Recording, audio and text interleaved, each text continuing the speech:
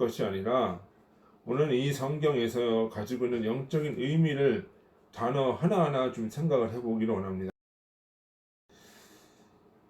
여기 보면은 이제 어떤 얘기가 나오냐 하면 오리를 억지로 데리고 가면 심리를 동행하라. 이렇게 나와 있어요. 자, 길을 간다. 길을, 그러니까 우리가 도라고 하죠, 도. 도가 뭐냐면 길이에요, 길. 그 길은 바로 내가 곧 길이요, 진리요, 생명이라고 했을 때 그 길이 바로 뭐예요? 진리를 얘기를 하는 거예요. 그러니까 진리를 가고자 하는 거. 이게 길을 간다라고 하는 거예요. 너의 길을 가라. 뭐 이런 얘기를 하잖아요. 내가 추구하는 바를 가라. 길을 가라. 이렇게 얘기를 한단 말이에요. 근데 그것이 오리다는 거예요. 오리를 가고자 하면 그래. 이 성서에서 오라고 하는 거는 그 약간 부족한 상태를 오라고 표현을 해요. 그러니까 우리가 숫자적 물리적인 숫자 1, 2, 3, 4, 5 이런 의미가 아니라 고대인들은 이 숫자 개념보다는 영적인 의미에 집착을 많이 해요. 그래서 이 오다라고 하는 거는 완전히 진리에 가기 위한 가지 못하고 그 낮은 수준에서 머무르는 그런 상태. 이게 이제 오예요. 그러니까 진리의 수준이 낮다는 거예요. 우리가 오리를 갔다라고 하는 거는. 그런데 여기서 오리를 가고자 하는 자에게 심리를 가라고 그래요. 심리라고 하는 거는 10이라고 하는 이 숫자는 완전수죠. 그 완전한 그 도의 깊이, 진리의 수준에까지 이르는 거예요.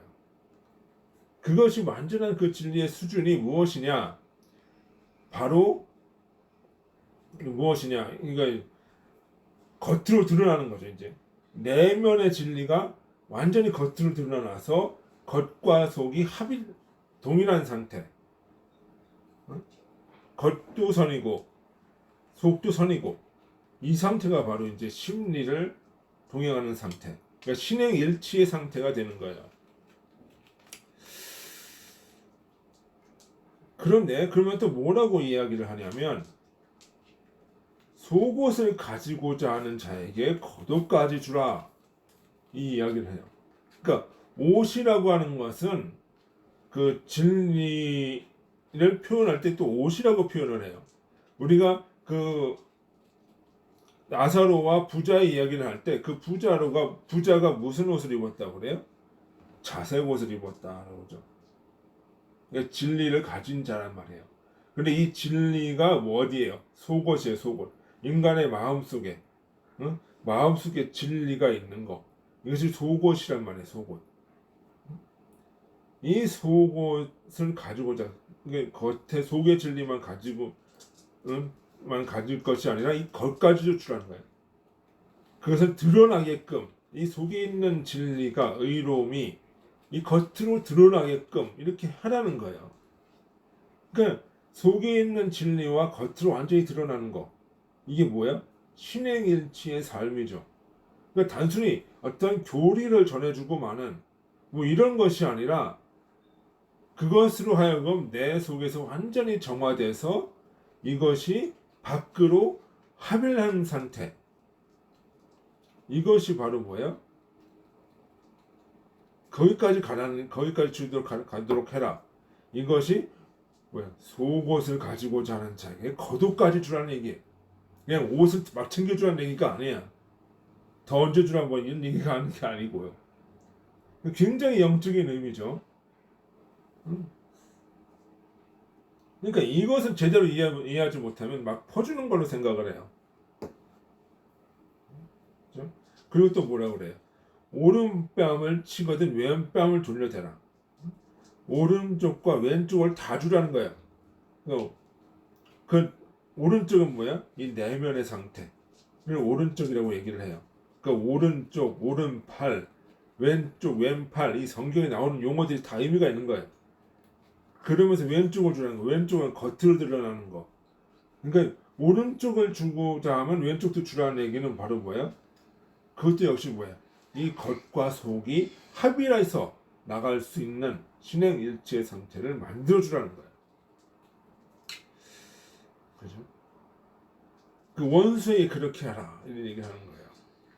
그 원수가 그 미워하는 자에게 뭐 빵 주고 뭐 잘해주라 뭐 이런 얘기를 하는 게 아니라 진리를 주고 내면에 이 진리를 받아들이게 해서 이 진리가 겉으로 드러나게 삶으로 완전히 변화시키게끔 하라는 얘기예요.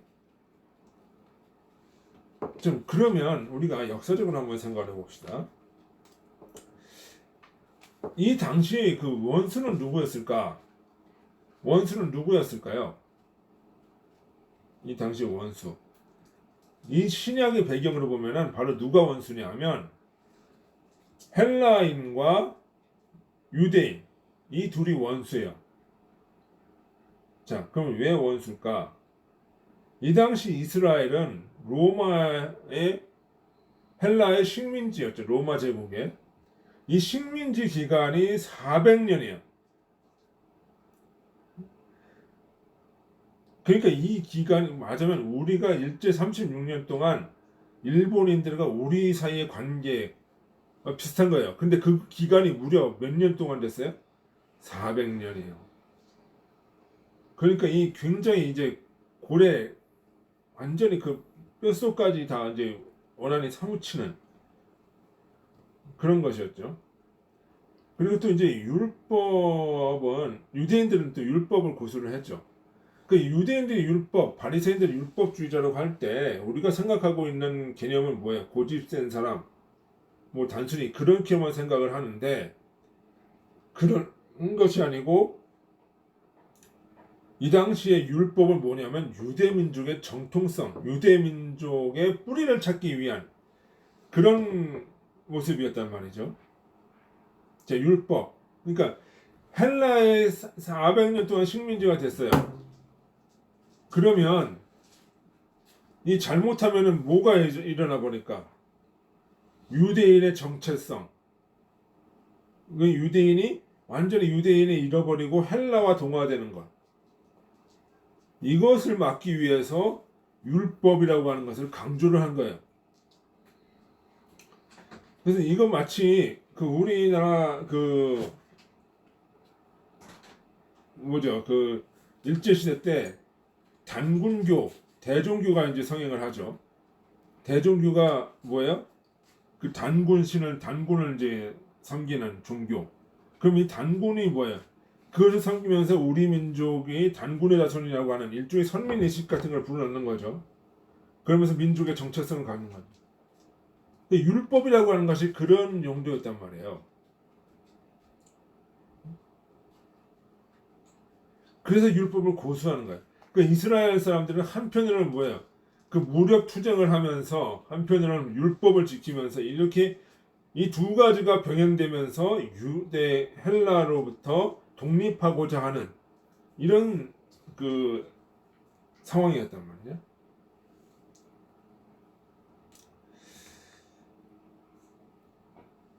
그럼 반면에 또 이 헬라 사람들은 또 무슨 생각을 가지고 있냐면 기본적으로 이 세계 시민 사상이라고 하는 것이 있어요. 그것이 뭐냐? 이 세계 시민 사상이라고 하는 것은 모든 자기들의 어떤 그 헬라 의식이 헬라 문화가 이 세상 최고의 수준에 있다는 것. 그래서 모든 그 민족, 모든 열방으로 하여금 이 헬라 사상을 받아들이게 하고 이 헬라 사상을 발전시키게끔 하자. 이것이 이제 헬라 사상이에요. 그러니까 그 우리가 그 무슨 그러니까 우리 기독교가 이 헬라의 영향을 받은 것이 무엇이냐면 세계 선교 사상, 그죠? 선교의 사상. 그러면서 뭐 제자화 가서 뭐 파송하고 제자화를 시키고 뭐 이런 얘기를 많이 하잖아요. 이런 사상이 바로 이제 그 세계 시민 사상을 우리가 헬라로부터 받아들이면서 기독교가 나름대로 발전시켜 나간 거예요.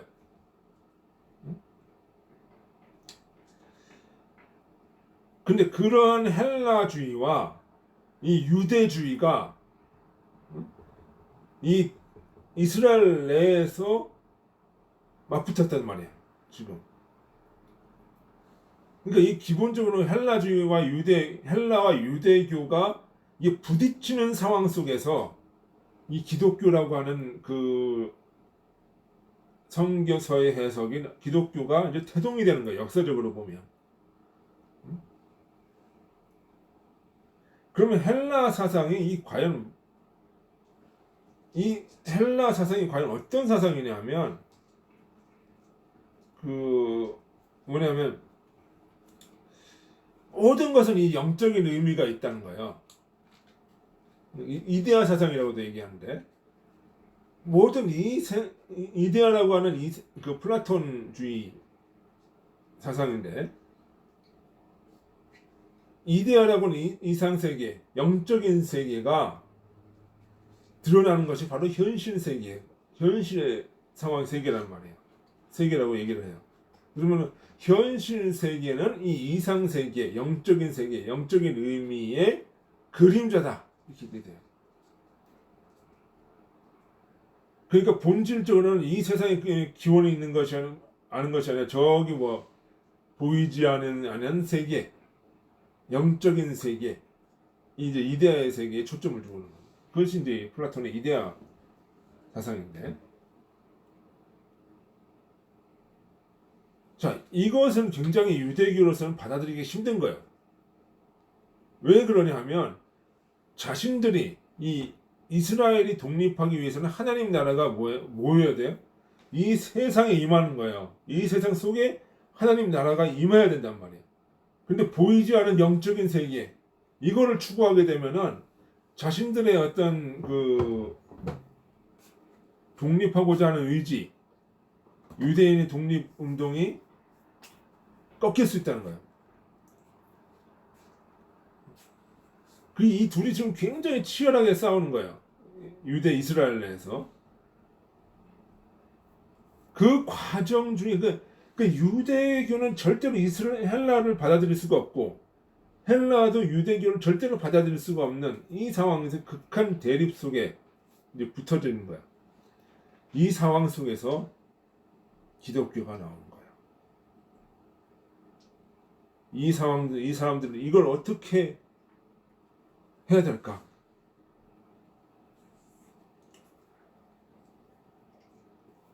그러니까 우리가 나와 다르다라고 해서 그거를 무시하거나 미워하면 안 돼요. 거기서 무엇인가를 얻어내려고 노력을 해야 되는 거예요. 그럼 이것은 그래서 이 기독교는 어떻게 하냐면 이 헬라의 사상을 가지고 구약 성경을 재해석해요. 구약의 역사는 이 보이지 아니하는 천국의 의미를 그림자로서 드러내는 거다. 영적인 의미는 그림자로서 드러낸다. 예를 들어서 출애굽 사건을 한번 봅시다. 애굽에서 나와서 그 가나안으로 가는 여정을 통해서 가나안에 도착을 하죠. 이거를 가지고 신약의 사도들은 어떻게 바울 사도나 이런 사도들 어떻게 해석을 하냐면 애굽은 바로 이 세상 영적인 의미로 이 세상이다. 그럼 가나안은 뭐냐? 역사적으로 가나안으로 갔지만 이 가나안은 가는 사건의 영적인 의미는 가나안이 바로 뭐야? 보이지 아니하는 천국 이상 세계다. 그럼 이 가나안은 과정 중에 수많은 어떤 그 전쟁도 겪고 과정들이 있죠. 그것이 바로 무엇이다? 성화의 삶, 영적인 그 순례자의 삶을 그렇게 표현하는 것이다. 이렇게 봐야 된다는 거예요. 그러면서 이 성서를 재해석을 해요. 그러면서 이 유대교에서 이렇게 헬라이즘을 받아들이면서 다른 가치 체계를 완성하고 완전히 다른 진리를 만들어내면서 어떻게 돼요? 유대와 헬라가 기독교라고 하는 이 테두리 안에서 공존할 수 있게 되는 거예요. 공존할 수 있는 거예요. 그 과정이 뭐예요? 원수를 사랑하는 과정이었단 말이에요. 이 유대와 헬라가 어떻게 하면 같이 어우러지고 같이 발전할 수 있을까? 그 고민하는 과정이 여기서 나오는 것이 바로 기독교다.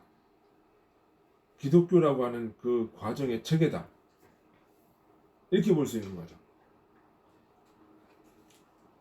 그러니까 이 과정 속에 수많은 이 순교의 피가 떨어져요. 왜? 헬라 유대인들은 어떻게 돼요? 자신들의 천국이 어떻게 되는 거예요? 저 보이지 않는 나라로 간다고 하니까 어떻게 돼요? 헬라 유대인들이 받아들이지 못해요. 그 죽이는 유대 초대교회 성도들을 이렇게 핍박하는 이유가 그런 거예요.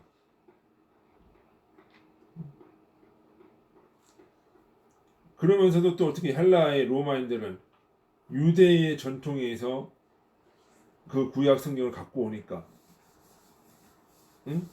예수님을 왕이라고 하니까, 다윗의 자손이라고 하는 구약의 개념들이 인용이 되니까, 이거를 신정국가, 자신들로부터 독립하려고 하는 생각으로 갖게 되는 걸로 생각을 하고 핍박을 가하는 이 모습들이 있었단 말이에요.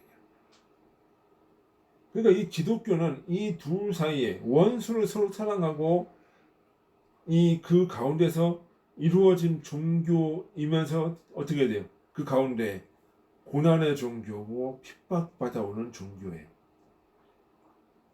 그러면 이것이 바로 우리가 현대인을 살아올 때는 어떻게 봐야 되느냐? 나와 다르다고 해서 핍박하지 말라는 거죠. 우리 사회에도 지금 뭐 좌우의 갈등이 굉장히 심하잖아요.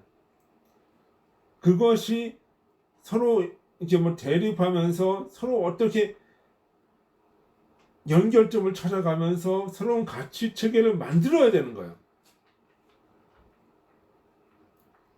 어느 한쪽을 죽이는 것이 아니고 그것이 자유민주주의가 가지고 있는 장점이에요. 자유민주주의는 나와 다른 것을 배척하거나 버리지 않아요. 그거를 끌어안고 가면서 어떻게 돼요? 자기 자신의 진리를 발전시켜요. 그것이 바로 뭐예요? 본문 마지막에 온전케 하려 함이라는 거죠. 나의 가치를 다른 것을 깨닫게, 다른 것을 듣고, 다른 것을 받아들이고 하면서 내가 성숙해져. 그러니까 이게 이웃사랑, 원수사랑이 없으면 하나님 사랑도 없다고 하는 것이 바로 그런 의미예요. 그러니까 본문에서 얘기하는 올인을 가고자 하는 심리를 간다. 바로 그런 거예요. 자기 가치관에 만족하지 않고 다른 것을 받아들이면서 더 성숙해 나가는 거. 올인에서 멈추지 않고 심리를 갈 수 있는 거도에게 속옷만 달라고 할 때는 거도까지 다 주는,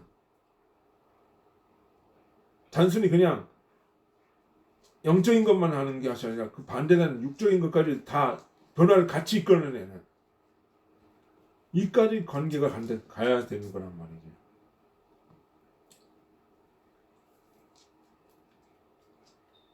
오늘날 우리 사회가 가야 되는 관계가 아닐까. 또 우리 요즘에 이제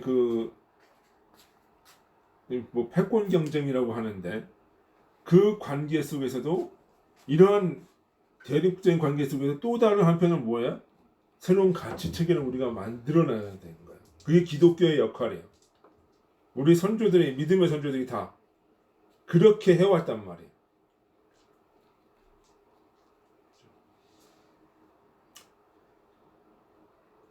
오늘 나는 어떨까? 나와 다르다고 해서 배척하고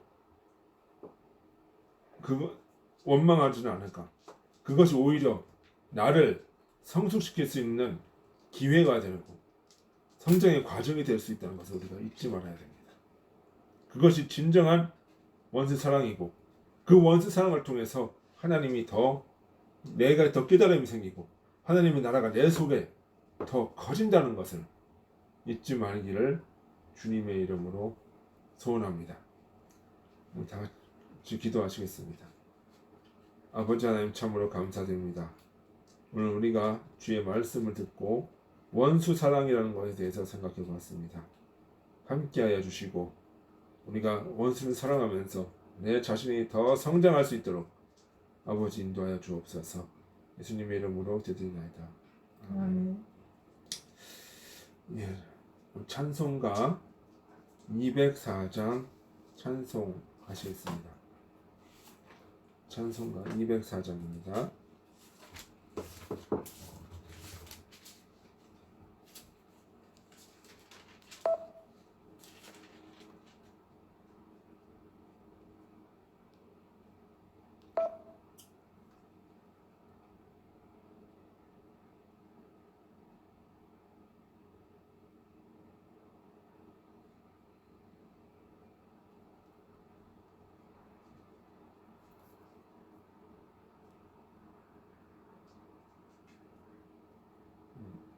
반주가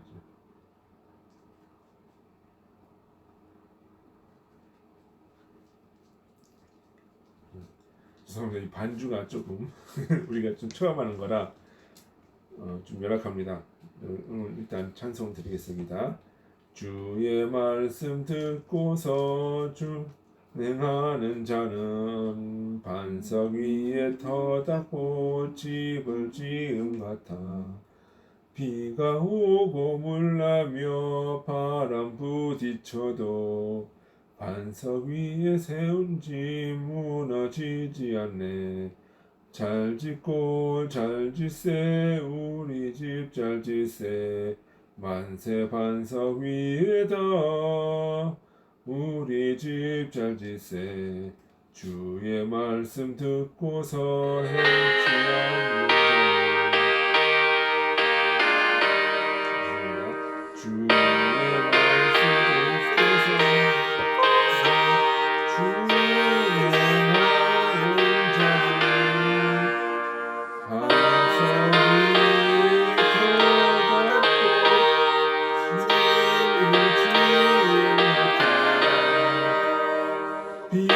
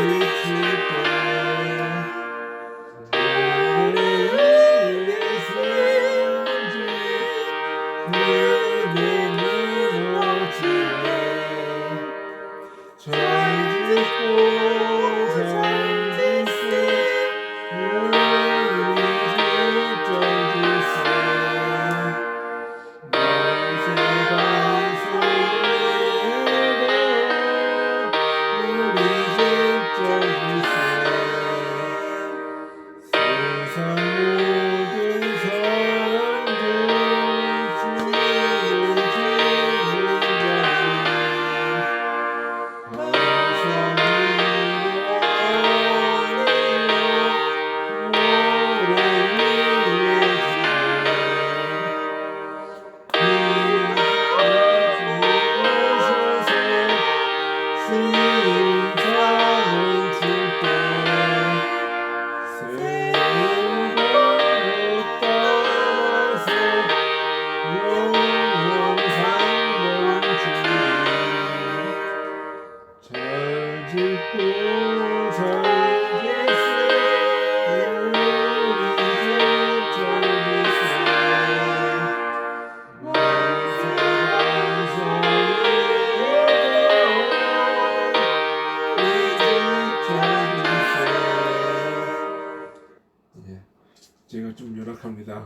좀 앞으로 좀 기도 좀 해주시고요. 저기 오늘 예배는 주기도문으로 이제 오늘 예배를 마치도록 하겠습니다. 하늘에 계신 우리 아버지여, 이름이 거룩히 여김을 받으시오며 나라의 임하옵시며 하늘에서 이루어진 것 같이 땅에서도 이루어지이다. 오늘날 우리에게 일용할 양식을 주옵시고 우리가 우리의 죄 지은 자를 사하여 준 것과 같이 우리 죄를 사하여 주옵시고 우리를 시험에 들게 하지 마옵시며 다만 악에서 구하옵소서. 내게 나라와 권세와 영광이 아버지께 영원히 있사옵나이다. 아멘.